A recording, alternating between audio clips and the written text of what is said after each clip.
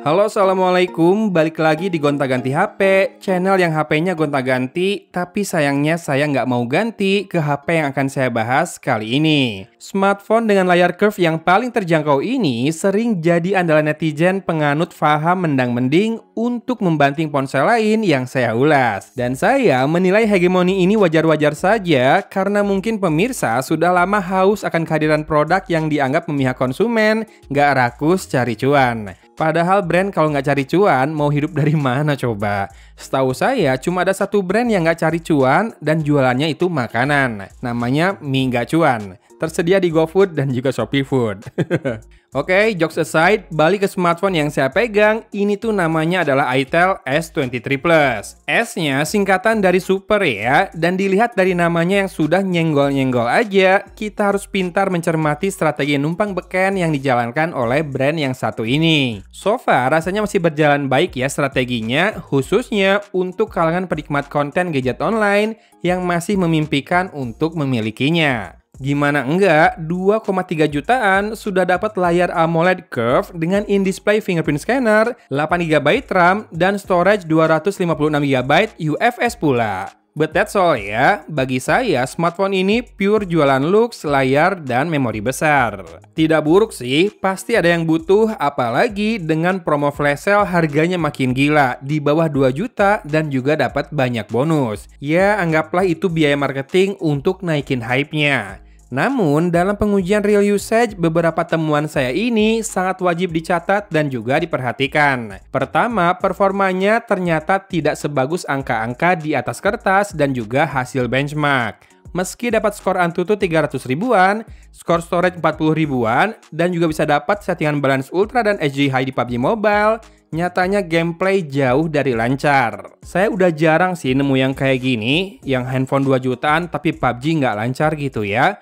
Yang pakai Helio G85 pun pada lancar soalnya sejauh ini saya coba. Di handphone ini sulit sekali membidik dengan tepat di mana menggeser bidikan terasa patah-patah, apalagi kalau harus one on one, saya nyerah deh, seringnya kalah. Lalu, performa fingerprint scannernya juga akurat, namun terasa sedikit lambat. Tidak buruk sih, cuma memang beda kelas dari ponsel-ponsel lain yang sudah pakai pemindai sidik jari di bawah layar ini. Dan kedua, masalah performa ini ternyata berimbas ke kamera, di mana saya sering sekali misfokus, jadi fokus dan metering itu lambat ya nguncinya. Lalu, detail foto saat saya cek di laptop juga tak setajam saat dilihat di galeri bawaan di ponsel ini. Lalu, perekaman video sebetulnya lumayan ya, tapi begitu pakai mode ultra steady, balik lagi nih, fokusnya berantakan asli, sering gak dapat fokus. Sekali lagi, saya sinyalir ini sebagai efek dari dapur pacunya yang tak kuat meladeni kebutuhan image processingnya. Dan ketiga, ternyata saat saya coba untuk mainin video YouTube yang biasa saya pakai buat syuting smartphone, hanya bisa berjalan maksimal di HD 720p saja. Saya sampai penasaran lalu coba video-video lain, ternyata bener sama semua ya, nggak bisa lebih dari 720p, padahal layar ponsel ini Full HD Plus loh. Dan keempat, dengan loudspeaker yang mono, gaming maupun multimedia terasa lebih terbatas ya, tanpa depth. Tapi kalau sebatas buat dengerin podcast, nonton reel selewat-selewat, ini nggak ada masalah.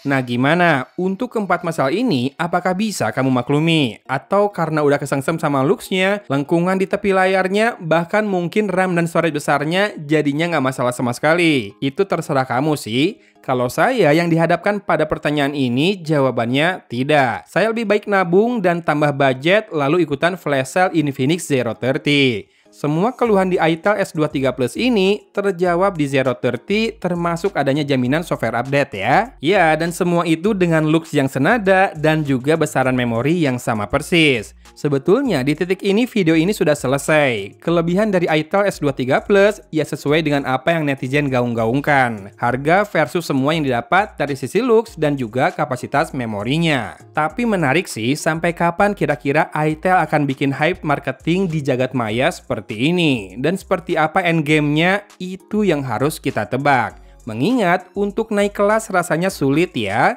melihat pergerakan dua abangnya, Tecno dan juga Infinix. Nah, kalau menurut teman-teman gimana? Ada teori apa nih tentang endgame yang akan Itel berikan? Naik kelas kah? Makin murah kah? Atau cuma jualan gimmick doang? Boleh banget tulis teori-teori yang kamu punya sambil nyimak hasil lengkap kamera dari itel S23 Plus ini. Oke, dari Kota Cimahi, Agon pamit undur diri. Wassalamualaikum warahmatullahi wabarakatuh.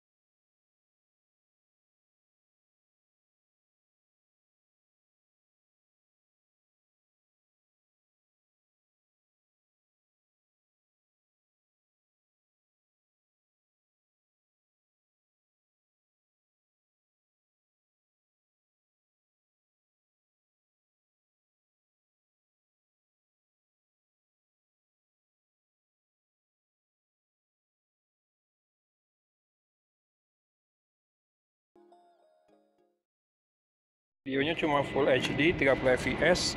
Ada suara pesawat ya? Tuh. Itu mah pesawat itu, pesawat komersil, bukan pesawat TNI. Pesawatnya besar banget tapi. Iya besar ya. Warnanya juga bagus banget. Warna apa? Tahu. Putih. Pokoknya putih.